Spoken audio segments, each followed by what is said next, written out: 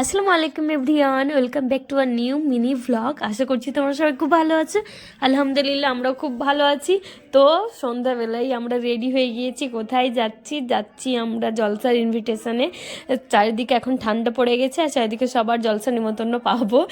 তো দেখো কোথায় যাচ্ছি আমরা নাপিসা দিদিদের বাড়ি। তো সবাই রেডি হয়ে গেছে। এদিকে আমার রায়রা সোনা রেডি হয়ে দেখাচ্ছে যে আমিও রেডি, আর আরসানকে রেডি করাচ্ছে তার নানি। তো সবাই খুব সুন্দরভাবে রেডি হয়ে ঝটপট বেরিয়ে যাব। আর সন্ধ্যা বলছি এখন বাজে প্রায় 7:30 মতো। তো সব বেশি দেরি করব না, সবাই বাইকেই যাব। আমাদের বাইকে নিশাদ থাকবে আর জুলিয়াপার বাইকে ফামিদা থাকবে, সালমা যাচ্ছে। সবাই মিলে চলে যাচ্ছি। আর জলসাটা ছিল 23 তারিখে। আমার ভিডিও পোস্ট করতে অনেকটাই লেট হয়ে গিয়েছে। তো আমরা যাচ্ছি স্কুল পাড়া থেকে কে কে আমার ব্লগ দেখো অবশ্যই কমেন্টে জানাবে।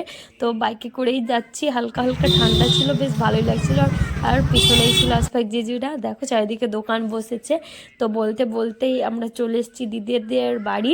গিয়ে সবার সঙ্গে দেখা করে চলে এসেছি, এখানে বসে আরাম করছি একটু। তো দেখো তার ফাঁকে নিয়ে এসেছিল একটা দাদা কেক। তো আয়রা আরসান বার্থডে ভেবে কেক কাটছে। দেখো দুজনেই বলছে যে আমি কাটবো বলে দুজনে ধরে কাটছে কেক।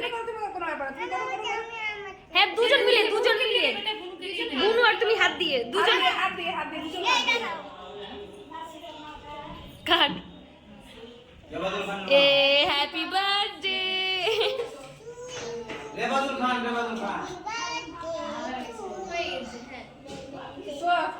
তো জলসা উপলক্ষে কেক কাটা হয়ে গিয়েছে। তো এবার খাওয়া দাওয়ার পারলাম। তো খেতে বসে গিয়েছে, অনেক কিছু দিদি রান্না করেছিল একা হাতে, বেশ ভালো। এখানে ফ্রাইড রাইস করেছিল, মাংস, দেশি মুরগির মাংস, সবজি, মিষ্টি, ভেজ, ডাল, অনেক কিছু। তো খাওয়া দাওয়া করে আর বেশি লেট করবো না, কারণ 9:30 প্রায় বেজেই গিয়েছে। তো চলো বেরিয়ে যাব। আর এই যে জায়কা হোটেল পার করছি, তো বেরিয়ে বাড়ি চলে এসেছি। তো অবশ্যই আজকের ব্লগটা